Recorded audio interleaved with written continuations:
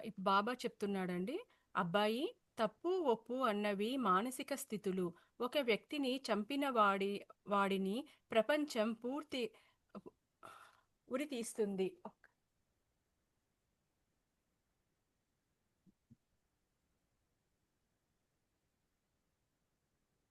ఒక వ్యక్తిని చంపిన వాణ్ణి ప్రపంచము ఉరితీస్తుంది. అదే వందల మందిని చంపిన ఓ సైనికుడికి సన్మానం చేస్తుంది. ఇదంతా ఒక మానసిక స్థితి. భూమి మీద విధించబడిన చట్టాల కన్నా ఆత్మ యొక్క ఉద్దేశమే చాలా ముఖ్యమైనది. ఇక నాకు కాస్త టీ ఇవ్వు, తాగి ఒక మంచి మీడియంగా ఛానలింగ్ ఛానలింగ్ ద్వారా మానవ జాతిని ఎలా సేవ చేయొచ్చో డిస్కస్ చేద్దాము అన్నారు బాబా. రుద్ర నవ్వి బాబా చేతిని ముద్దు పెట్టుకున్నాడు. ప్రతి ప్రాణి ఒక ఛానల్లా, ఒక మీడియంలా, ఒక పనిముట్టులా మాస్టర్కి ఆత్మతలానికి పడగలడు. జరాతృ జరాతృష్ట మనకు తెలిసిన ప్రాచీన ప్రవక్త. ఈ జరాతృష్ట అని ఒక ఆయన ప్రవక్త గురించి చెప్తున్నారండి ఇప్పుడు. వారు ప్రపంచానికి చాటి చెప్పినది ఏమిటంటే భగవంతుడు ఒక్కడే, అతనికి అన్ని శక్తులు ఉన్నాయి, అంతటా ఉండగలడు, అంతా తెలిసినవాడు, దయాసాగరుడు. ఆ భగవంతుడి ఆయన అహూరా మర్జు అని పిలిచాడు. అప్పటి కాలంలో ఒక మనం చెప్తాం కదండీ! ఆ ఆది పురుషుడు, ఓంకారము లేకపోతే భగవంతుడు ఒక్కటే అని అంటాం కదా! ఆయన్ని అహూరా మజ్జు అని పిలిచేవాడంట. అహూరా మజ్జుకి రూపం లేదు, రంగు లేదు. జరాతృష్ట మనకు తెలిసిన మొట్టమొదటి దేవుడి మీడియం, ఛానల్, ఒక పనిముట్టు. జరాతృష్ట మొదటి వ్యక్తి తన శరీరాన్ని ఖాళీ చేసి దేవుడి ఆత్మకు అందులో ప్రవేశం కలిగించి తన ద్వారా మాట్లాడేలా చేసేవాడు.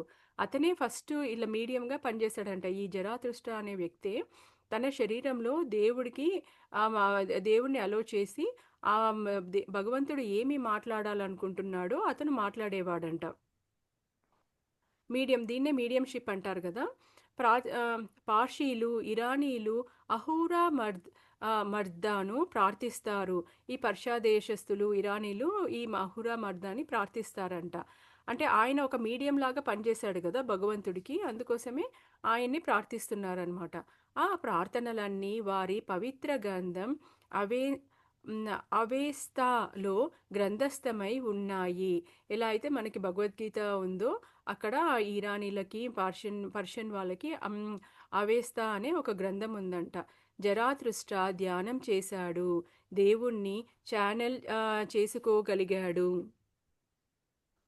అబ్బాయి, ఏ పురాతన మత గ్రంథాలన్నీ తీసుకున్నా ఆ బోధనలు, ఆ జ్ఞానం, ఆ పదాలు అమరిక, అందులో దాగి ఉన్న అర్థం, ఆ దయ, ప్రేమ ఆ పేజీల గుండా ప్రవహించేది ఒక మానవ మాతృడి కలం ద్వారా జాలువాడినదే కానే కాదు. ఇప్పుడు చూడండి, ఏ గ్రంథం పురాతనమైన మనం గ్రంథాలు తీసుకున్నా ఆ బోధనలు కానీ, జ్ఞానం కానీ, ఆ పదాల అమరిక కానీ, అందులోని అర్థము, దయా, ప్రేమ అనేది ఒక మానవుడి మాతృడు కలంతో రాసింది కానే కాదు అని చెప్తున్నాడనమాట. రామాయణాన్ని తీసుకోండి. దానిని వాల్మీకి వ్రాశాడు. వాల్మీకి ఎవరనుకుంటున్నావు? ఒక బందిపోటు. కానీ అతనిలో పరమాత్మను తెలుసుకుని ఋషిలా మారాడు. ఇప్పుడు చెప్పు, ఒక బందిపోటు సంస్కరించబడి రామాయణాన్ని వ్రాసాడా, లేక పవిత్రాత్మ అతడిని ఛానల్గా వాడుకొని వ్రాయించిందా? మనకే ప్రశ్న రుద్రాని బాబా ప్రశ్న అడుగుతున్నాడనమాట. ఒక బందిపోటు అనేవాడు సంస్కరించబడి రామాయణాన్ని రాశాడా, లేకపోతే ఒక పవిత్ర ఆత్మ ఛానలింగ్గా చేసి అతని ద్వారా ఈ గ్రంథాన్ని రాయించిందా అని అడుగుతున్నాడనమాట. మహమ్మద్ ప్రవక్త గురించి నీకు తెలుసు. ఆయనకి చదవటం, రాయడం రెండూ రావు. నువ్వు పవిత్ర ఖురాన్ని చదివావా? ఎంతో గొప్పగా ఉండి ఎంతో మందిని బడుతూ ఉంది. అది ఎంతో శాంతిని బోధిస్తుంది. సృష్టికర్త పట్ల ఎంతో కృతజ్ఞతను తెలుపుతుంది. ఋషులంతా మరి ప్రవక్తులంతా దే దేవుని వాక్కుని ప్రజలకు తెలియజేయటానికి తమను తాము పాత్రలుగా మలుచుకున్నారు. అయితే ఆ పాత్రలు ఆ పవిత్రాత్మలను బోధించడానికి ఎంతో బలంగా తయారవ్వాలి. ఎంతో ఖాళీ అవ్వాలి. పరిశుద్ధంగా మారాలి. చూడండి ఈ ఋషులు, మునులు వీళ్ళందరూ కూడా ఆ సృష్టికర్త పట్ల ఆ దేవుడి యొక్క వాక్కుని ప్రజలకు తెలియజేయడానికి వాళ్ళందరూ ప్రయత్నం చేసేవాళ్ళంట. ఆ పాత్రను మనము పోషించాలి అంటే మనము ఎంతో పవిత్ర ఆత్మలమై ఉండాలంట. ఎంతో మనము భరించగలిగేలాగా ఉండాలి అన్నమాట. మనము ఖాళీ అవ్వాలి అంటే నేను అనేది ఖాళీ అవ్వాలన్నమాట. అసలు నేను లేను, ఆ భగవంతునిలోనే ఉన్నాను అని చెప్పేసి ఆ భగవంతుడే నా చేత చేయిస్తున్నాడు అనేసి ఆ నేను ఖాళీ అయిపోయి పరిశుద్ధంగా మారి ఉండాలంట మనమంతా. అప్పుడే ఆ పవిత్ర తమ వాక్కును తమ ద్వారా అందివ్వగలుగుతారు. చూడండి ఇట్లా మీడియంగా మారాలి అనంటే నేను అనేది కంప్లీట్‌గా మర్చిపోయి నేను అనేది కంప్లీట్‌గా మర్చిపోయి అప్పుడే మనము అలా భగవంతుని యొక్క వాక్కుని అందరికి అందివ్వగలుగుతామంట. ప్రతి పవిత్ర గ్రంథం ప్రార్థన చెయ్యమని, ధ్యానం చెయ్యమని, శాంతితో ఉండమని చెబుతుంది. ఎందుకంటే ఎప్పుడైతే నువ్వు ప్రార్థన, ధ్యానం చేసి శాంతిగా ఉంటావో అప్పుడు నీ మాస్టర్ లేదా ప్రభువు పట్ల నువ్వు సంతృప్తిగా ఉన్నప్పుడు నీవు నీకు నువ్వే ఒక మీడియంగా పవిత్రాత్మలోని ప్రవేశించటానికి వీలుగా తయారవుతారు. చూడండి ఏ మత గ్రంథమైనా, ఏ బోధనలైనా కానీ ఏం చెప్తున్నాయంటే ప్రార్థన చెయ్యి, లేకపోతే ధ్యానం చెయ్యి. దీనివల్ల నీకు శాంతి అనేది లభిస్తుంది. ఎప్పుడైతే మనము శాంతిగా ఉంటామో అప్పుడే ఆ మాస్టర్, ఆ ప్రభువుకి పట్ల మనము సంతృప్తిగా ఉంటామంట. ఆ భగవంతుని పట్ల తృప్తి ఉంటామనమాట. అప్పుడే మనము ఆ భగవంతుడిని ఒక మాటలు మనము అందుకోగలుగుతాము. మనము ఒక మీడియంలా అవ్వగలుగుతాము. ఆ ప్రశాంతత, ఆ పవిత్రత అనేది మనలో వస్తుంది. నీ ద్వారా పవిత్రాత్మ ఎంతో మంది జీవితాలని తాకుతుంది. నీ ద్వారా మార్గదర్శకం నెరవేరుతుంది. భవిష్యత్తును సూచిస్తుంది. నీ ద్వారా పవిత్రాత్మ ఎంతో మందికి భౌతిక తలంలోనే కాదు, ఆత్మతలంలో ఉన్న వారికి కూడా సహాయపడుతుంది. అబ్బాయి, ఛానలింగ్ అన్నది ఈ సృష్టి అంతా ఈ సృష్టి అంతా పురాతనమైనది. నువ్వు పవిత్ర గ్రంథాలలో చదివే ఉంటావు. ఎలా జంతువులు, పక్షులు, చేపలు మంచి వాళ్లకు సహాయపడ్డాయో ఆ కాలంలో పవిత్రాత్మ ఆ పవిత్ర కార్యం కొరకు వాటిని ఉపయోగించుకున్నాడు. చూడండి ఛానలింగ్ అనేది ఈరోజు కొత్తగా కనిపెట్టింది కాదు. అది ఎప్పుడో సృష్టి ఆది నుంచి ఉంది. ఎలా అయితే జంతువులు, పక్షులు ఇవన్నీ కూడా మంచి వాళ్ళకి ఎలా సహాయపడుతున్నాడో ఆ కాలంలో పవిత్రమైన ఆత్మలు ఆ పవిత్ర కార్యం కొరకు వాటిని ఉపయోగించుకునే వాళ్ళంట ఛానలింగ్ అనే దాన్ని. వ్యక్తి ఎంత బలంగా, పరిశుద్ధంగా ఎంతో బలంగా, పరిశుద్ధంగా తయారైతే అంత శక్తిమంతంగా, స్పష్టంగా పవిత్ర వాక్కును అందజేసే పాత్రలుగా తయారవుతాడు. చూడండి మనము ఎంతో బలంగా, పరిశుద్ధంగా మనం ఉన్నప్పుడే అప్పుడే మనలో నుండి ఆ శక్తివంతమైన, స్పష్టమైన, పవిత్రమైన వాక్కు అనేది మనకొస్తుందంట. అలా మారే హక్కు ప్రతి జీవికి ఉంది. మనమంతా కూడా పనిముట్లమే. అయితే ఎలా ఎలాంటి పనిముట్లుగా మారాలి అన్నది వ్యక్తులపై ఆధారపడి ఉన్నది. అరే! నేను దానికి అర్హతనా? ఇట్లా మీడియంగా మారడానికి నేను అసలుకి అర్హత నాకుందా? నేను తక్కువ నా వల్ల ఏమైతుంది అని అనుకోకుండా ప్రతి వ్యక్తికి ఆ అర్హత ఉంది. అలా మారాలి అని చెప్పేసి ఆ వ్యక్తిపై ఆధారపడి ఉంటుందంట. వాళ్ళ యొక్క పవిత్రతపై ఆధారపడి ఉంటుందంట. దేవుడు ప్రతి ఒక్కరిని కరుణిస్తూనే ఉంటాడు. పవిత్ర వాక్కును అందించే పాత్రగా మారుతావా? లేక అసహనం, చెడును వ్యాపింపజేసే పనిముట్టుగా మారుతావా? అర్థం పర్థం లేని అనిత్యమైన కోరికలతో నిన్ను నువ్వు నింపుకుంటావా? లేక దేవుని ఆత్మతో నింపుకుంటావా? వ ఇదేమీ కష్టం కాదు. నీకు నిజంగా ఏమి కావాలి అన్నా దాని మీద ఇది ఆధారపడి ఉంటుంది. నీ లోపల దేవుడు ఉండాలి అంటే నువ్వు దేవుడికి ఒక మీడియంగా మారాలి అంటే నిన్ను నువ్వు ఖాళీ చేసుకోవాలి. దేవునిలో దేవుని దేవుడిని నీలోకి అనుమతించాలి. చూడండి. మనము ముందు మనల్ని మనం ఖాళీ చేసుకోవాలంట. అప్పుడే ఆ దేవుడిని మనలోకి ఆహ్వానించొచ్చనమాట. ఇదేమి అంత కష్టమైన పని ఏమి కాదు. నువ్వు మంచిగా ఉంటావా? సహనంతో ఉంటావా? మంచిగా ఉంటావా? అసహనంతో ఉంటావా? ఇదన్నీ కూడా అన్నీ మనకే వదిలేస్తున్నారనమాట ఆ దేవుడు. మనం డిసైడ్ చేసుకోవాలి. మనం మంచిగా బాగుపడాలా? లేదా? అనే దాన్ని. నిజానికి నువ్వు ఏమీ దేవుడిని పిలవాల్సిన పని లేదు. నీలోని ఆలోచనలు, నీవైన కోరికలు, నీ ఆశలు, అసహనం అంతా ఖాళీ అయిపోతే ఆటోమేటిక్‌గా ప్రభువు యొక్క ఆత్మ నీలో ప్రవేశిస్తుంది. గుర్తించుకో. చూడండి, ఎప్పుడైతే మనము శూన్య స్థితి అని ఇందాకే మాట్లాడుకున్నాం గదా! ఆ శూన్య స్థితి ఎప్పుడొస్తుంది మనకి? మనలోని ఆలోచనలు, మళ్ళీ కోరికలు, ఆశలు, అసహనం అంతా ఖాళీ అయిపోయినప్పుడే, అప్పుడే మనము ఆ శూన్య స్థితి, ఆ ప్రభువుని, ఆ భగవంతుని దగ్గరికి మనము ప ఆహ్, మ మనము ప్రవేశించగలుగుతామన్నమాట.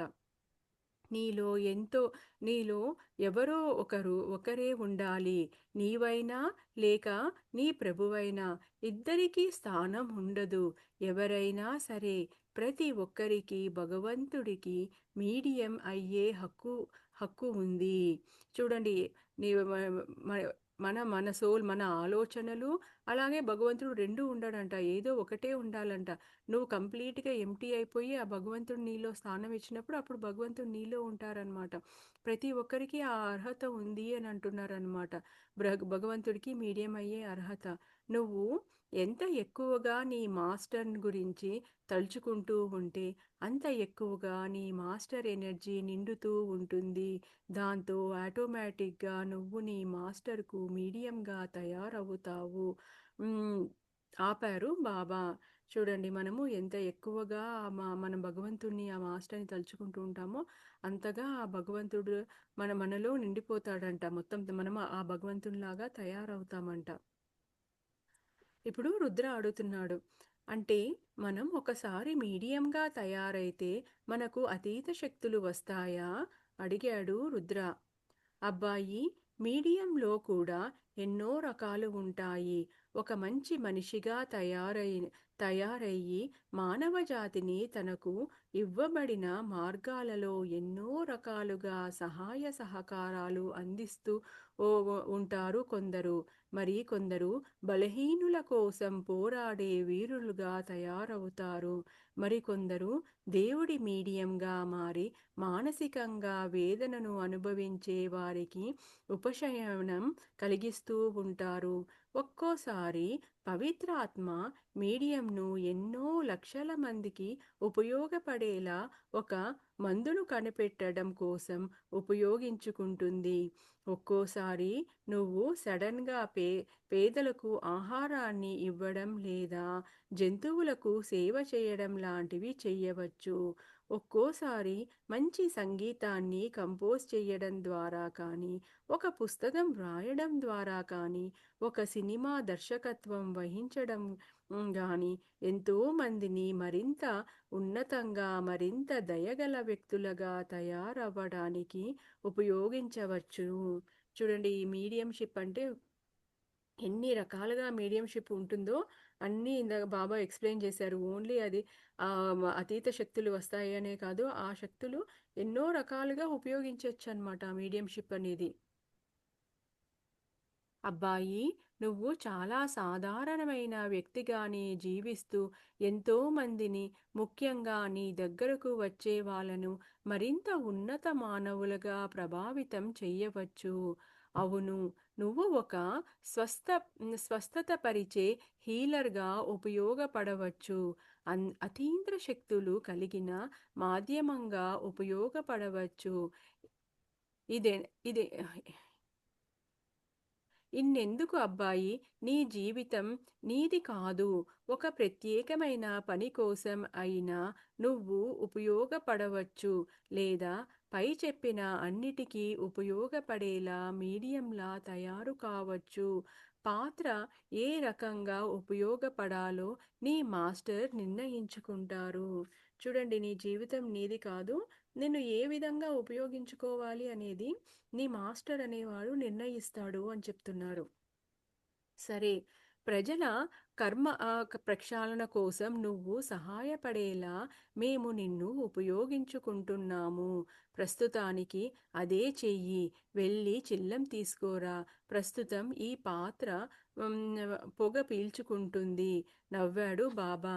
చూడండి, రుద్రాని ప్రజల ఒక కర్మ ప్రక్షాళన చేయడం కోసం సహాయపడే మీడియం లాగా నేను నిన్ను ఉపయోగించుకుంటున్నాను.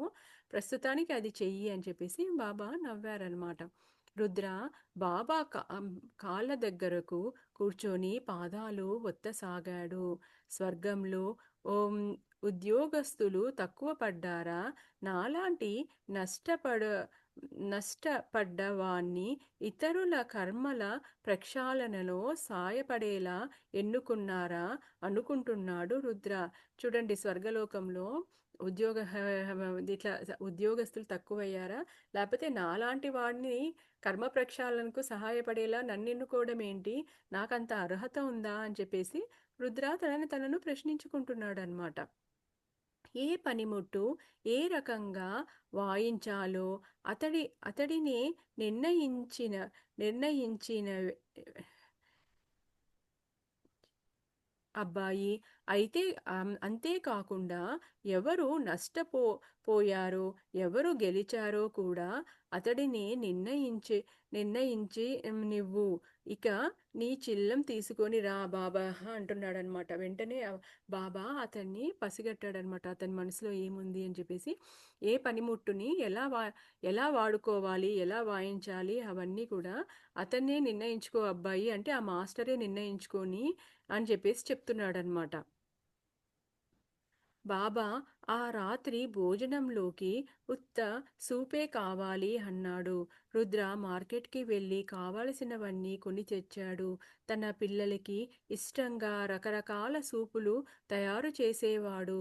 ఒక పెద్ద గిన్నె నిండా 3 కుటుంబాలకు సరిపడ తయారు చేసి కలుపుతూ ఉంటే తరచూ తన కూతురు వెక్కరించేది. ఓ పెద్ద గిరిజన నాయకుడు తన తెగకంతా పెద్ద కుండలో వంట తయారు చేస్తున్నాడు అని. అతని పిల్లలు సూప్ అంతా ఇష్టపడేవారు కాదు. రుద్రాకి కూడా అంతే. ఎవరూ చూడకుండా అప్పుడప్పుడు సూప్ని సింక్లో పారబోసేవాడు. కానీ సూప్ ఆరోగ్యానికి చాలా మంచిది. రుద్ర సరుకులకు కొనుక్కొని ఇంటి ముఖం పెట్టాడు. వర్షం మొదలయ్యింది. అటుకేసి ఏ వాహనాలు రావటం లేదు.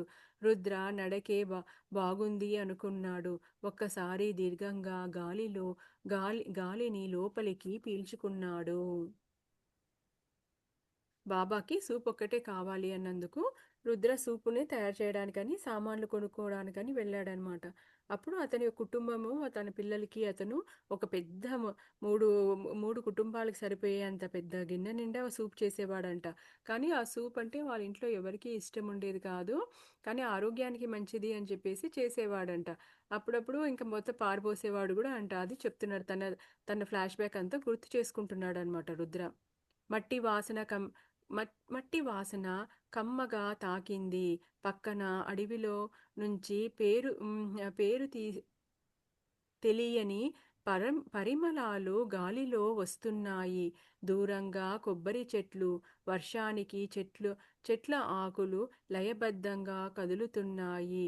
చూపు కనబడే మేర సముద్రము. తన చిన్నతనంలో రుద్రాకి వర్షంలో ఫుట్బాల్ ఆడడం అంటే ఎంతో ఇష్టం. కొండపైన మైదానంలో ఆడుకుంటూ కిందికి అందుతాయా అన్నట్లు కదిలే మేఘాలు, కింద లోయలో చిన్న చిన్న పొలాలు, తోటలు, బొమ్మలు కనిపిచ్చే ఇండ్లు. అప్పుడప్పుడు రుద్ర తన స్నేహితులు కొండలపై కూర్చొని కింద కింద ఎక్కడో చీమలాగా కనిపించే కదులుతున్న బస్సు అక్కడక్కడ ఆగి కదులుతూ, ఒక్కోసారి కదలకుండా చాలాసేపు ఆగిపోతూ, ఇలా చాలాసేపు గమనిస్తూ ఉండిపోయేవాడు. అప్పుడే అతనికి ఓ మధ్య వయసుడిగా మారిపోవటం, ఓ క్షణమైనా చనిపోవటానికి సిద్ధంగా ఉండటం ఆహ్, నవ్వుకున్నాడు రుద్ర. ఇంత ఇంత త్వరగా కాలం ఎలా గడిచింది? ప్రశ్న మనసులో మెదిలింది. అంతరంగంలో రుద్ర తాను ఇంకా చిన్న పిల్లాడిగా ఉన్నట్లు, ఆడుకుంటున్నట్లు, నవ్వుకుంటున్నట్లు, జీవితాన్ని ఎంజాయ్ చేస్తున్నట్లు భావించుకుంటున్నాడు. అతనిని బోర్డింగ్ స్కూల్లో వేసి మొదటి రోజు ఇంకా రుద్రాకి గుర్తుంది. బస్ దిగి ఆహ్, డార్మెంటరీలోకి వెళ్ళగానే ఓ అబ్బాయి ఓ అబ్బాయితో ఫైట్ చేయాల్సి వచ్చింది. ఆ తరువాత 10 సంవత్సరాల పాటు ఆ అబ్బాయి తనకి సన్నిహిత మిత్రుడు అయ్యాడు. కష్టపడి పని చేసేవాడు. తన ఇరు తన 20 ఏట ఓ రోడ్డు ప్రమాదంలో మరణించాడు. మిగతా ఫ్రెండ్స్ అంతా అక్కడికి వెళ్లారు.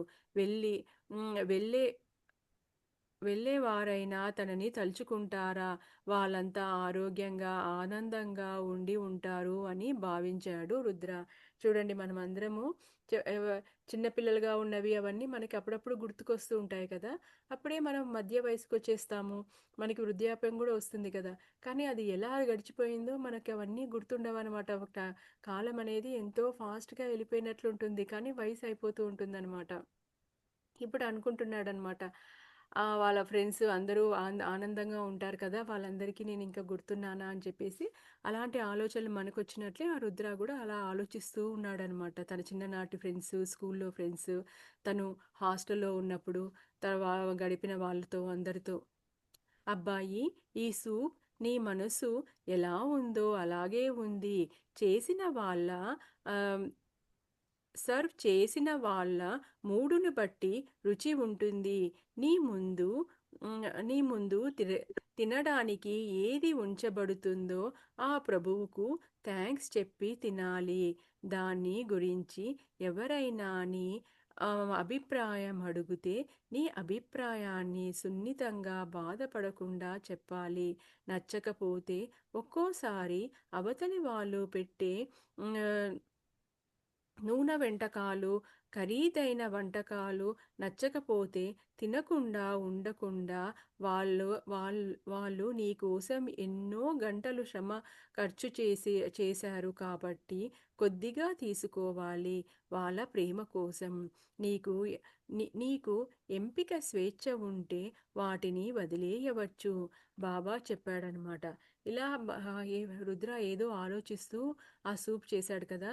నీ ఆలోచనలాగే ఈ సూప్ అనేది ఉంది రుద్ర అని బాబా అంటున్నాడనమాట. ఎందుకంటే మనం వంట చేసేటప్పుడు మన మూడ్ బావుంటే చాలా బాగా చేస్తాం కదా! మనం మూడ్ బాలేపోతే వంటలు మాడిపోవడము, సరిగ్గా టేస్ట్‌గా ఏదో చికాకుగా అలా చేసేస్తాం కదా! అలాగే మన ఏ ఆలోచనలు ఉంటే అలాగే మన వంటలు గూడా ఉంటాయి అని అంటున్నారనమాట. కానీ తినేటప్పుడు ఆ ప్రభువుకి ఎప్పుడూ థాంక్స్ చెప్పాలి అని అంటున్నారు. అలాగే మనకు ఒక్కొక్కసారి మనకి ఎవరైనా మంచి మంచి ఖరీదైన ఆహారాలు, మంచి ఆయిలీ పదార్థాలతో చేసిన మంచి వంటకాలు మనకి తీసుకొచ్చి పెట్టారనుకోండి. కానీ అది మనకి పెద్దగా నచ్చదు. తినడం ఇష్టం లేదనమాట. కానీ వాళ్ళు ఎంతో ప్రేమ, శ్రమ అన్నీ పెట్టి చేశారు కాబట్టి కొంచెమైనా తినాలి అంట. వాళ్ళు అదే ఎందుకంటే వాళ్ళెంతో మన కోసం కష్టపడి ఉంటారు కదా! అలా కానీ నీకు ఎంపిక చేసుకునే స్వేచ్ఛ మాత్రం ఎప్పుడూ ఉంటుంది అని చెప్తున్నాడు బాబా అనమాట. సో, మనం నిత్య జీవితంలో ఎలా జీవించాలి అనేది తిండి విషయంలో గూడా చెప్తున్నారు. రుద్ర తల ఊపాడు. నీకు తెలుసా? ఈ సూప్ చేయాలంటే ఎంతో నైపుణ్యం ఉండాలి. తే మరీ కాస్త అంటూ నవ్వాడు బాబా. రుద్ర సంతోషంతో లేచి బాబాకి సూపు ఇవ్వడానికి. ఏమైంది నీకు? ఏం జరుగుతుంది? ఉన్నట్లుండి భవిష్యత్తులోకి ఎలా చూడగలుగుతున్నావు? నువ్వు నిజంగా ఓ మీడియంగా మారావా? లేక నీ అంతశ్చేతన సబ్‌కాన్షియస్ యొక్క ఆటన. ముందు నీ నీ మీద నీకే సందేహం ఉంది. ఎందుకంటే నీకు నీ సం సమాజం నేర్పించిన విధ విధం ఇది. ఇరుకైన చే ఎవ్ ఇరుకైన చైతన్యంతో నమ్మకం లేకుండా ఉంది. అబ్బాయి, గొప్ప ఫకీరు ప్రపంచం అహురా అన్నా, రామా అన్నా, పరమాత్మ అన్నా, అల్లా అన్నా, దుర్గా అన్నా అతడు ముందుగా చూసేది హ్మ్, ఉద్దేశాలు, లక్ష్యాలు, ఆపై వాటి కోసం చేసే ప్రయత్నాలు. చూడండి ఇక్కడ బాబా అడుగుతున్నాడనమాట. నీకేమైంది? నీకు ఏమైనా ఏమైంది? నీకు ఈ సబ్‌కాన్షియస్ మైండు అది అంతర్చేతన ఇదంతా ఒక ఆటనా? ఎందుకంటే రుద్రాకి తన మీద తనకి నమ్మకం లేదు కదా! ఇదంతా కూడా నీ మీద నీకు నమ్మకం లేకపోవడానికి నువ్వు నీ సమాజంలో ఏర్పడిన ఎన్నో విషయాల వల్ల నువ్వు అలా అనుకుంటున్నావు. మనం అల్లా అన్నా, రాముడన్నా, పరమాత్మ అన్నా అందరూ వాళ్ళు ఏం చేస్తారంటే ముందు మనం ఎవరిని ప్రార్థించినా ఏం చేశా కానీ ముందు నీ ఉద్దేశాలు, నీ లక్ష్యాలు, ఆపై వాటిపై నువ్వు చేసే ప్రయత్నాలు అవి పరిశుద్ధంగా, పవిత్రంగా ఉన్నాయా అనే చూస్తారనమాట. ఏ ఫకీరైనా, ఏ దేవుడైనా కానీ మనలో ఆ చిత్తశుద్ధి ఉందా? మన ఉద్దేశం మంచిదయిందా? మన లక్ష్యం మంచిదా అని చూస్తాడనమాట. నాకు ఇంత అర్హత ఉందా? లేదా? అని మనం అనుకుంటుంటాం గదా! ఎన్నో ఎవరో వాళ్ళే గొప్పవాళ్ళు, వాళ్ళే ఇవన్నీ చేయగలుగుతారు, మనం చెయ్యలేము అని అనుకుంటాం గదా! మనలో గూడా మన ఉద్దేశము, లక్ష్యము అవన్నీ మన ప్రయత్నం మళ్ళీ దాంతో మన ప్రయత్నం గూడా ఉండాలనమాట. చేసినప్పుడు ఎవరికి ఏ పనైనా అందరికీ అన్నీ సాధ్యము అని చెప్తున్నారు. విజయం అన్నది కర్మపరమైనది. నీ యొక్క తెలివితేటలు, వాటిని నువ్వు ప్రదర్శించే తీరు వగైరాతో దానిని ఏమీ సంబంధం లేదు. చూడు ఇది విజయం అనేది ఒక కర్మపరమైంది. నీ తెలివితేటలు నువ్వు ప్రదర్శించే తీరు వగైరాతో సంబంధం లేదు అని అంటున్నారనమాట. ఎందుకంటే రుద్ర తనని తను తక్కువగా అనుకుంటున్నాడు కదా! నేను మీడియంగా పని చేయగలుగుతానా? నేనే దురదృష్టవంతుడిని. నేనే లైఫ్‌లో ఎన్నో కష్టాలు పడ్డాను. నేను వేరే వాళ్ళ కర్మల్ని తి కర్మ కర్మలు తీ పొ తొలగడానికి పడగలుగుతానా అని తన మీద తనకి అవిశ్వాసం ఉంది కదా! అందుకోసమే బాబా అతనికి చెప్తున్నాడనమాట. విజయం అనేది అది కర్మ ఫలితం అనమాట. అది మనము చూడండి ఒక్కొక్కసారి కొంతమందికి పెద్ద తెలివైనోళ్ళు ఉండరు. ఏం పెద్ద బ్యాక్‌గ్రౌండ్ సపోర్ట్ గాని అవన్నీ ఏమి ఉండదు. వాళ్ళకి జస్ట్ అదృష్టం అనమాట. అదృష్టం అనేది కూడా కర్మ ఫలితమే కదా అది. దానివల్ల వాళ్ళు అన్నిట్లోనూ నెగ్గుకొని వస్తుంటారనమాట. వాళ్ళకి ఏం సపోర్ట్ లేకపోయినా కానీ. అందుకోసమే నీ యొక్క తెలివితేటల మీద వాటి మీద నువ్వు వాటితో సంబంధం లేదు అని చెప్తున్నారు బాబా. నువ్వు గొప్ప నటుడివి కావచ్చు, క్రీడాకారుడివి కావచ్చు, కానీ నీకు ఓ బ్రేక్ రావాలి. ఓ ప్లాట్‌ఫార్మ్ కావాలి. ప్రపంచం కావాలి. అన్నిటికన్నా ముఖ్యంగా నీ యొక్క కర్మ తాలూకు బ్లూ ప్రింట్స్‌లో విజయం నమోదై ఉండాలి. చూడండి నీకొక ప్లాట్‌ఫార్ము అవన్నీ ప్రపంచం కావాలి. కానీ నీ యొక్క కర్మలో ఒక విజయం అనే బ్లూ ప్రింట్ అనేది నమోదై ఉండాలి అంట. అయితే దేవుడు నిన్ను చూడడు.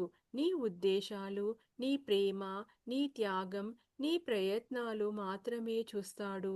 గుర్తించుకో. నెమ్మదిగా విజయం నిన్ను వరిస్తుంది. ఈ జన్మలో కాకపోతే మరో జన్మలో అయినా విజయం అనేది తథ్యము. చూడండి ఎప్పుడు దేవుడంట మన తెలివితేటలు ఇవి కాదు చూసేది. మన యొక్క ఉద్దేశాలు, మన ప్రేమ, మన త్యాగము, మన ప్రయత్నాలు ఇవే చూస్తాడంట. గుర్తించుకో. విజయం అనేది నిన్ను తప్పకుండా వరిస్తుంది. అది ఈ జన్మలో అయినా కావచ్చు, లేక మరు జన్మలో అయినా అని చెప్తున్నాడు.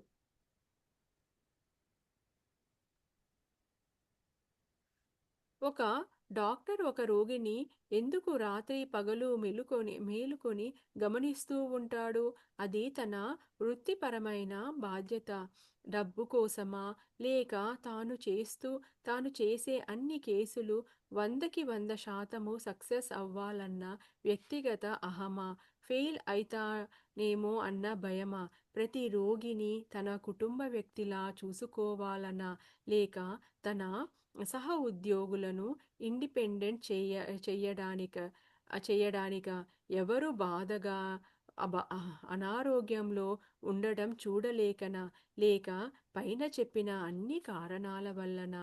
లేక తన ఇంటి దగ్గర ఏదైనా అసంతృప్తి ఉండడం వలన? దాంతో తన తాను హాస్పిటల్‌లోనే ఉండి బిజీగా ఉండడం కోసమా? చూడండి, హ్మ్. ఒక డాక్టరు ఒక రోగిని పగలు, రాత్రి ఎంతో జాగ్రత్తగా కాపాడుకొనొస్తాడు కదా! దానికి అసలు డబ్బు కోసమా? తన వ్యక్తిగత అని రకరకాల కారణాలు బాబా చెప్తున్నాడనమాట. రుద్ర, అబ్బాయి, ఓ గొప్ప ఫకీరు ముందుగా చేసేది ముందుగా చూసేది ఉద్దేశాలనే గుర్తించుకో. ఏ కారణం వల్ల డాక్టర్ రోగిని సంరక్షిస్తూ ఉన్నా అక్కడ బాధ్యత నెరవేర్చబడింది. చూడండి, ఏ రీజన్ అయినా అయ్యుండొచ్చు. కానీ ఆ డాక్టర్ అనేవాడు ఆ పేషెంట్‌ని కాపాడాడు. తన బాధ్యత నెరవేర్చబడినది. ఇది ముఖ్యమైన పాయింటు. డబ్బు కోసం ఓ రోగిని జాగ్రత్తగా చూసుకునే డాక్టరు, రోగి పట్ల నిర్లక్ష్యం వహించి తరచూ వారి చావులను కూడా కారణమయ్యే డాక్టర్లు, వారిలో వారిలో మొదటి డాక్టరే నయము. చూడండి, డబ్బు కోసము ఒక రోగిని జాగ్రత్తగా చూసుకునే డాక్టరు కొంచెం నయము అంటున్నాడు. రోగి పట్ల నిర్లక్ష్యంగా ఉండి వాళ్ళ చావుకి కారణమయ్యే డాక్టర్ల కన్నా అని చెప్తున్నాడనమాట. ఓ గొప్ప కార్య ఓ గొప్ప కార్యం నెరవేర్చడంలో డబ్బు ఆమ్, సంపాదన తప్పి ఏమీ కాదు. చూడండి, ఒక పెద్ద మంచి కార్యం నెరవేర్చడంలో డబ్బు సంపాదన అనేది తప్పు కాదు అని చెప్తున్నాడనమాట. అదే ఆ డాక్టర్ తన సంపాదనలో కొంత శాతం పేదల కోసం ఖర్చు పెడితే, ఎక్కువ సంపాదిస్తే ఎక్కువ శాతం ధర్మ కార్యాల కోసం ఉపయోగపడుతూ ప్రకృతి సమతుల్యతలను కాపాడటంలో ఉపయోగపడితే అప్పుడు గొప్పవాడే. చూడండి, తను సంపాదించే డబ్బుని ధర్మ కార్యాలు, దానాలు చేయడం పడితే అది ఇంకా మంచిది అని చెప్తున్నాడు. కాబట్టి ఉద్దేశాలు, ప్రయత్నాలే ముఖ్యమైనవి. ఇంకా ఫలితాలు అంత అంటవా? ఎక్కడ రా ఎక్కడ రావాలో అక్కడ ఫలితాలు వస్తాయి. కాబట్టి మన ఉద్దేశాలు, మన ఒక ప్రయత్నమే ముఖ్యమైనది. ఇంకా ఫలితాలు అనేవి ఎక్కడ రావాలో అక్కడ వస్తాయి అని అంటున్నారనమాట. అదే ప్రభువు చూసేది. ఆ ఉద్దేశాలే మాకు కావాలి. నువ్వు ఎప్పుడు సేవ చెయ్యాలని అనుకున్నావు. నీ బలాలు, బలహీనతలు, నీ మానసిక స్థితి అన్నీ చూశాక నీకు సరైనది, నువ్వు సేవ చెయ్యడానికి సరైనది, నువ్వు ఉన్నత శక్తులకు మీడియంగా మారడమే అని మేము నిర్ణయించుకున్నాము. చూడండి, రుద్ర అనుకున్నాడు కదా, నన్నెందుకు స్వర్గంలో మనుషులు తక్కువయ్యారా? నాలాంటి నష్టజాతకుల్ని నన్ను ఎందుకు మీడియంగా తయారు చేశారు అని అంటే, ఇక్కడ బాబా అవన్నీ చెప్తున్నాడనమాట. నువ్వు కోరుకున్నావు కదా సేవ చేయాలి అని చెప్పేసి, ఎవరికో ఒకరికి ఏదైనా నీకు చేతనైనంత సేవ చేయాలి అని అనుకుంటాడనమాట. రుద్ర తను చనిపోయే లోపల ఎవరికైనా కొంతమన్నా సేవ చేయాలి అని చెప్పేసి. నీ బలాలు, నీ బలహీనతలు, మానసిక స్థితులు అన్నీ చూశాక నువ్వు నువ్వు మీడియంగా ఉండడానికి మేము నిర్ణయించుకున్నాము అని అన్నారనమాట. భగవంతుడికి అంతా తెలుసు, మనలో శక్తి. మనం ఒక్కొక్కసారి మన మీద మనకి నమ్మకం ఉండదు, కానీ ఆ భగవంతుడికి అంతా తెలుసు అనమాట. అందువల్ల నువ్వు కూడా కాంతిని వ్యాపింప చేయగలుగుతావు. నిర్ణయించుకున్న మార్గాన్ని ఎంతో గొప్పగా నువ్వు నడవగలుగుతావు. ఆ ప్రయత్నంలో నువ్వు క్షేమంగా ఉంటావు. కాంతి మూలాలకు దగ్గరగా వెళుతావు. నువ్వు ఒక మీడియం అయినా, ఒక ఆర్టిస్టు అయినా, ఒక ప్లంబర్ అయినా, టీచర్ అయినా, అయినా ఏమీ హ్మ్. తేడా లేదు. ఆపారు బాబా.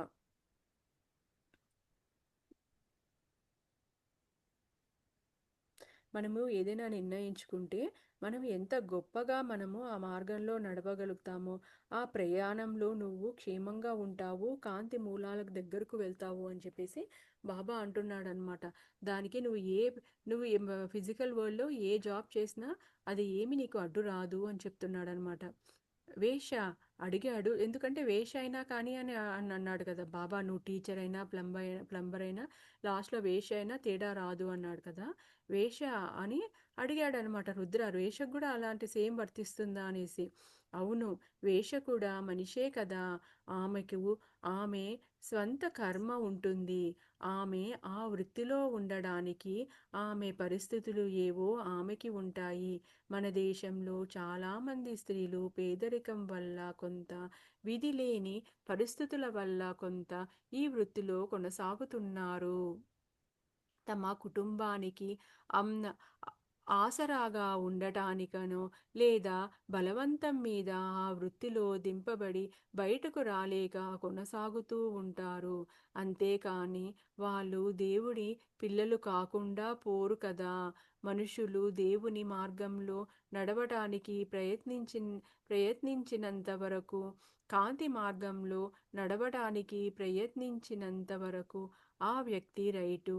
ఎందుకంటే ఆ వ్యక్తి ఉద్దేశాలు, మూలాలను ఆ మార్గంలోనే ఆ మార్గంలో ఉన్నట్లే. చూడండి వాళ్ళు ఏ వృత్తిలో ఉన్నా కానీ ఆ మనిషి అనేది ఉద్దేశాలు మంచివైనప్పుడు వాళ్ళు ఆ మార్గంలోనే ఉన్నారు అని అంటున్నారనమాట. మనం ఎవరం జడ్జి చెయ్యటానికి, మనం ఎవరము అసలుకి జడ్జి చెయ్యటానికి?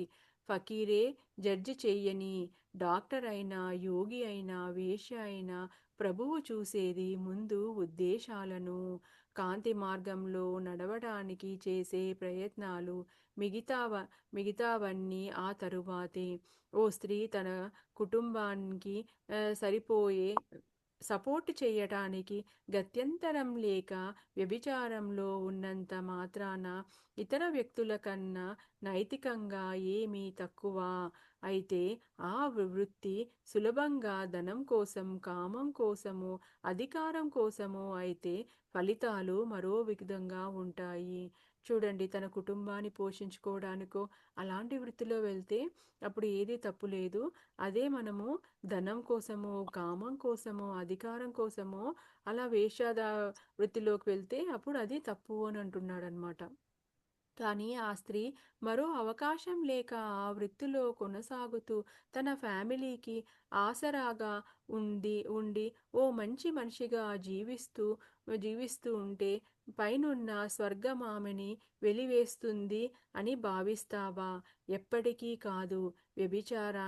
వ్యభిచారాన్ని ఆత్మలోకి అనుమతిస్తే అప్పుడది వ్యభిచారం అవుతుంది.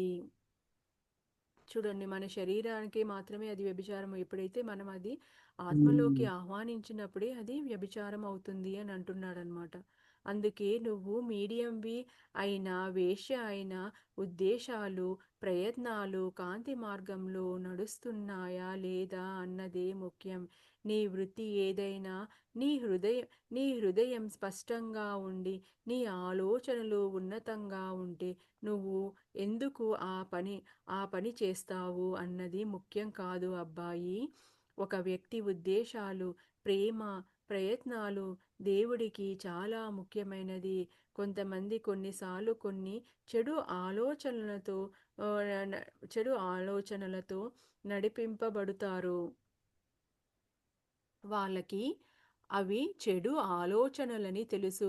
కానీ బలహీనంగా ఉండి వాటిలో చిక్కుబడిపోతారు. వాటికి వాళ్ళకి హ్మ్. తెలుసు కాంతి మార్గంలో నడవాలి హ్మ్. అని. అలా నడవడానికి కొందరు ఉంటారు కూడా. నడవడానికి ప్రయత్నిస్తారు. కానీ చాలా బాధపడుతారు. అబ్బాయి ఈ దేవు ఈ ఒక్కొక్కసారి మనందరికీ కూడా బలహీన పరిస్థితులు ఉంటాయి కదండీ! మనకు తెలుసు అవన్నీ చెడు ఆలోచనలు అని చెప్పేసేసి. మనకి కాంతి మార్గంలో వెళ్ళాలి అని మనం అనుకుంటాము. కానీ అవి నడవలేమనమాట. ఎన్నో బాధలు పడుతుంటామనమాట. ఒక్కొక్కసారి మనకి ఎంత కంట్రోల్ చేసినా చెడు ఆలోచనలనేవి మనకి వస్తూ ఉంటాయన్నమాట. అబ్బాయి ఈ దేవుని పిల్లలకు కూడా కాంతి మార్గంలోనే ఉన్న ఉన్నవారే. స్వర్గం వాళ్ళకి లే లేతగానే చెప్పుతుంది. ఎందుకంటే వాళ్ళు ఉద్దేశాలు, ప్రయత్నాలు సరైనవే కానీ వారు వారి బలహీనతల మీద పని చేస్తున్నారు. అబ్బాయి, అందుకే ఎవ్వరి గురించి తీర్పు చెప్పవద్దు. ఎవ్వరిని విమర్శించవద్దు. ఎవ్వరి చేతను తర్కించవద్దు. ఎవ్వరిని అగౌరవపరచవద్దు. కేవలం నీ మార్గంలో వినయంగా, సకారాత్మకంగా అంగీకారంతో నడిచిపో. ఇంకా ఇప్పుడు నీ గురించి మీడియంగా నీ జీవితం గురించి మాట్లాడుకుందాము. చూడండి, ఎప్పుడు ఎవరిని జడ్జి చేయకూడదు.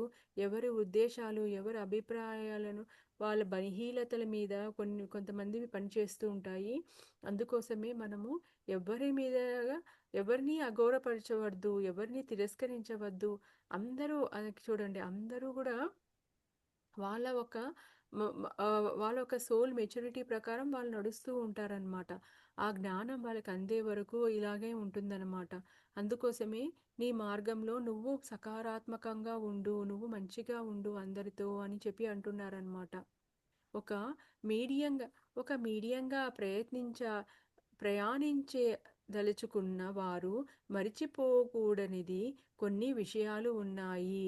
అన్నిటికన్నా ముఖ్యమైనది, నువ్వు ఒకానొక పనిముట్టువి, ఒక పాత్రవి.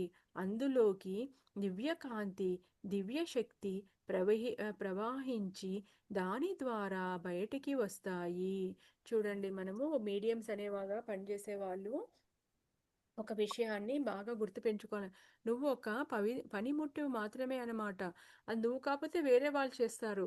అలా అని చెప్పేసి మనం మన మీద నాకు దేవుడు నాలో వచ్చేసాడు, నేను చెప్పగలుగుతున్నాను అనేది అవి రాకూడదనమాట, గర్వహంకారాలు అనేది. నువ్వు ఒక పనిముట్టువి మాత్రమే.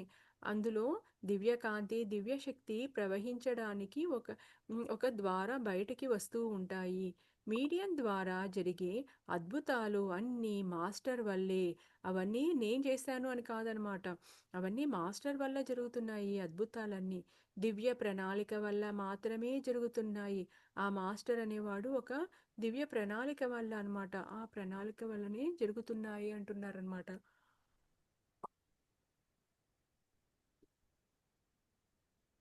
మీడియం లేదా ఛానల్ కేవలం వీటిని ప్ర ప్రకటిం ప్రకటితం చేసే పనిముట్టు, పాత్ర మాత్రమే. చూడండి, ఆ భగవంతుడు ఆ ఒక దివ్య ప్రణాళికని మనము కేవలం ప్రకటితం చేస్తున్నాము అంతే అన్నమాట. కాకపోతే వీటిని స్పష్టతను, శుద్ధత్వము కలిగి ఉండటం కోసం మీడియం ఎల్లప్పుడూ తన మాస్టర్ యొక్క ఎనర్జీతోనూ అనుసంధానం అయ్యి ఉండాలి. చూడండి, ఆ ఫ్లో మనకి ఆ భగవంతుని యొక్క ఫ్లో ఉన్నప్పుడు ఆ ఒక మీడియం ఎల్లప్పుడూ స్పష్టంగా ఉండాలి, శుద్ధంగా ఉండాలి అంటే ఆ మాస్టర్ ఒక ఎనర్జీ అనేది ఎప్పుడూ ఆయన కనెక్ట్ అయి ఉండాలన్నమాట. ఎలాగంటే ఒక వేణువు తన మాస్టర్ శ్వాస కోసము, మాస్టర్ ద్వారా దివ్య సంగీతం ప్రవహించటానికి వీలుగా తన 7 రంధ్రాలను శుభ్రంగా ఉంచుకొని, ఏ రంధ్రంలోనూ ఎటువంటి బ్లాక్ లేకుండా సరి అయిన ఆకారం, సరి అయిన ప్రకంపన, రంగు, వేగం, లోతు కలిగి ఉండాలి. అలాగే కాబట్టి ఇది చాలా ముఖ్యం. చూడండి, ఒకటి ఉంది కదా, ఫ్లూట్ ఉంది కదండి. ఆ ఫ్లూట్ అనేది తన మాస్టర్ యొక్క శ్వాస అనేది మనకి ఆ గాలి ఊపుతారు కదండి. ఆ శ్వాస అనుసంధానంగా దాంట్లో ఉండి దివ్యమైన మధురమైన సంగీతం అనేది వినిపిస్తుందన్నమాట. అది రావాలి అని అంటే ఆ ఒక వే ఆ ఫ్లూట్ అనేది పరిశుభ్రంగా ఉండాలి. ఆ 7 హోల్స్ ఉంటాయి కదండి. ఆ హోల్స్ ఏ ఒక్కటి అశుభ్రంగా ఉండి బ్లాకేజెస్ ఉంటే అప్పుడు ఆ ఒక మ్యూజిక్ అనేది ఆ మాస్టర్ మోగిస్తున్నా దాంట్లో ఉండి కరెక్ట్గా రాదనమాట. అలాగే ఒక మీడియం కూడా ఆహ్, పరిశుద్ధంగా ఉండాలి అన్నమాట. అదే చెప్తున్నాడన్నమాట. ఒక వేణువుతో చెప్తున్నాడు శుభ్రంగా ముఖ్యంగా అప్పుడు అలా ఉన్నప్పుడే దాంట్లో వేగము, లోతు, సరి అయిన ప్రకంపనలు అనేది వస్తాయి. అలాగే మనం కూడా ఆ దేవునితో కనెక్ట్ అవ్వాలి అనంటే మనం కూడా కనెక్ట్ అయినప్పుడే మనం పరిశుభ్రంగా మారుతామన్నమాట. ఆ దేవుడి యొక్క వాక్కు కానీ, సందేశం కానీ, వాళ్ళ యొక్క అనుగ్రహం కానీ మనకు లభిస్తుంది. మనం వాళ్ళ దేవుడు ఒకవేళ మనకి హెల్ప్ అనుకున్నా కానీ మనలో ఎప్పుడైతే ఆ బ్లాకేజెస్ ఉంటాయో అప్పుడు ఆ దేవుడి యొక్క మన మైండ్ నిండా ఆలోచనలున్నాయి. బాధ, దుఃఖము, ఆవేశము, కోపము, క్రోధము, కోరికలు ఇవన్నీ ఉన్నప్పుడు ఆ దేవుడు అయ్యా అని చెప్పేసి నీకు మంచి మార్గం చూపెడుతున్నా నువ్వు అందుకోలేవన్నమాట. అందుకోసమే మనము ముందు శూన్యం అవ్వాలి అని అంటారు. నిన్ను నువ్వు మర్చిపోవాలి అంటున్నారనమాట. నిజానికి మీడియం ఎల్లప్పుడూ ఖాళీగా దేవుడి శ్వాసతో మాత్రమే కలిగి ఉండాలి. మీడియం కేవలం తన మాస్టర్ శ్వాసనే నింపుకొని ఉండాలి. మనసంతా ఖాళీగా అహంకారహీనమై దివ్య నామాన్ని నింపుకొని ఉండాలి. ఇవన్నీ జరిగినప్పుడు మాత్రమే దివ్య సంగీతం ఏ ఆటంకాలు లేకుండా పరిశుద్ధంగా, సక్రమంగా ప్రవహిస్తుంది. నువ్వు ఒక హ్మ్. పియానోలాగా పియానో లాంటి వాడివి. దివ్య శక్తి ఒక సంగీతము. నీ మాస్టర్ ఒక గొప్ప సంగీతకారకుడు. వేల కొద్దీ పియానోలు ఉండవచ్చు. కానీ సంగీతకారుడు అంటే మ్యూజిషియను ఒక్కడే. అయితే ఆ పియానోను ఆ పియానోను నోట్స్ ట్యూన్ అవ్వాలి. అన్ని అన్ని అన్ని మొట్లు సక్రమంగా పద్ధతి ప్రకారం అమరి మరీ గట్టిగా కాకుండా పదం వదులుగా కాకుండా ఉండాలి. అప్పుడు చెప్పడం ఆపారు బాబా. చూడండి ఎన్నో పియానోలు ఉంటాయి. కానీ సంగీతకారుడు ఒకడే ఉంటాడు. ఆ ఒక్క నోట్స్ అనేవి మరీ గట్టిగా కాకుండా మరీ లూజ్గా కాకుండా కరెక్ట్గా ఉన్నప్పుడే అది మంచి సంగీతాన్ని వినిపించగలదు అని చెప్తున్నాడనమాట. కానీ బాబా ఎవరైనా అన్ని వేళలా దివ్య శక్తిని ఎలా నింపుకోగలరు? అంతేకాకుండా రోజంతా ఎవ్వరూ ఛానెలింగ్ చెయ్యరు కదా! అలాంటప్పుడు తన స్ స్వంతాన్ని పోగొట్టుకోవాల్సిన అవసరం ఏముంది అని అడుగుతున్నాడనమాట. ఎవరైనా అన్ని వేళలా దివ్యశక్తిని నింపుకోవడం కష్టమే కదండీ! మనము మాస్టర్‌ని నింపుకో అంటున్నాడు. కానీ కొంతసేపు మనం జపం చేస్తాము, లేపోతే ధ్యానం చేస్తాం. మిగతా టైంలో మనం ఖాళీగా ఉంటాం కదా! అదే అడుగుతున్నాడనమాట. అన్ని వేళలా చేయడము సాధ్యమా అని రుద్ర అడుగుతున్నాడనమాట. అబ్బాయి, మనం ముందు దివ్యశక్తిని అన్ని వేళలా ఎలా నింపుతుందో విచారిద్దాము. నీకు తెలుసా? ప్రపంచంలో ఎవ్వరూ చెయ్యనంత చండాలంగా నువ్వు టీ సూపు చేస్తావు. అయినా రోజులో చాలా భాగం నీలో దివ్యశక్తి నింపబడుతుంది. ఆగారు బాబా. ముందుగా మనము ఆ క్వెషన్ అడిగితే బాబా చెప్తున్నాడనమాట. ఆ దివ్యశక్తి అన్ని ఎలా ఎలా నింపుతుందో నీకు చెప్తాను. ముందు నువ్వు అది తెలుసుకోవాలి. నువ్వు అసలు ఎవ్వరు చేయనంత చెత్తగా టీను, సూపును చేస్తావు. అయినా కానీ నీలో రోజంతా ఆ దివ్యశక్తి నింపబడుతుంది అని చెప్తున్నాడనమాట. లేదు, లేదు అలాంటిది ఏమీ లేదు. రోజులో చాలా భాగం నేను నా లోపల బాధ బాధింపబడుతూనే ఉన్నాను. ఆగాడు రుద్ర. Next week చెప్పుకుందామండి. ఆ దివ్య శక్తితో నింపడము మన శరీరం ఎలా నింపబడుతుంది అనేది బాబా ఎక్స్‌ప్లెయిన్ చేస్తున్నాడనమాట. అది నెక్స్ట్ క్లాస్‌లో మనము చెప్పుకుందాం. ఇంతటితో ఈరోజు క్లాస్ ఆపుతాను.